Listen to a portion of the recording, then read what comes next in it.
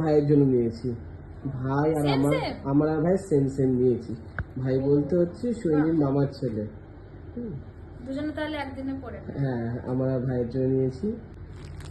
এবার আমাদের বাড়ির জন্য কি কি কিনেছি সেগুলো দেখাচ্ছি। এটা এই চুড়িদারের মানে এটা থ্রি পিস না টু পিস?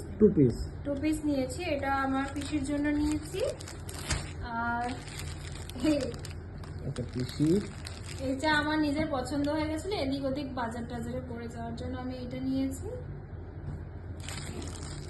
একটা সঙ্গী। এটা তো তোমার আর আগের দিন দেখিয়েছিলে। দেখিয়েছ দুষ্টু মিষ্টুর, এটা কালকে দেবো। কালকে ওরাও মনে হয় ওর মামার বাড়ি যাবে। আর এইটা হচ্ছে আমার কাকার জন্য। আমার কালারটা তো খুব পছন্দ হয়েছে, শার্টের এক দেখাতেই খুব পছন্দ হয়ে গেছে। আর বাবার জন্য এই পাঞ্জাবিটা নিয়েছি, আর সাথে প্যান্ট নিয়েছি, চুড়ি প্যান্ট। মোটামুটি সবার কমপ্লিট। এবারে মায়েরটা বাকি আছে। মায়ের জন্য শাড়িটারই নিয়ে নিই, কারণ বিয়েতে আমি অনেক শাড়ি পেয়েছিলাম, সেখান থেকে মাকে দিয়েছি। মা বলেছে আমার জন্য শাড়িটারই কিছু নিবি না, তো তার জন্য এই কানেরটা মায়ের জন্য নিয়েছি।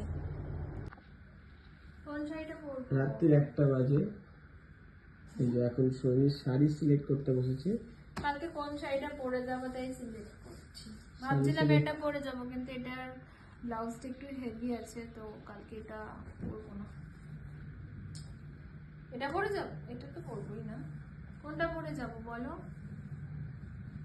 কাল সকালে দেখা যাবে কোনটা পড়বে। আর এটা কার?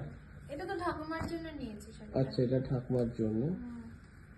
হ্যাঁ, ভালো হয়েছে, হালকার মধ্যে। হ্যাঁ, শাড়িটা ভীষণই হালকা। এই শাড়িগুলো খুব হালকাই, আর পরেও খুব আরাম লাগে।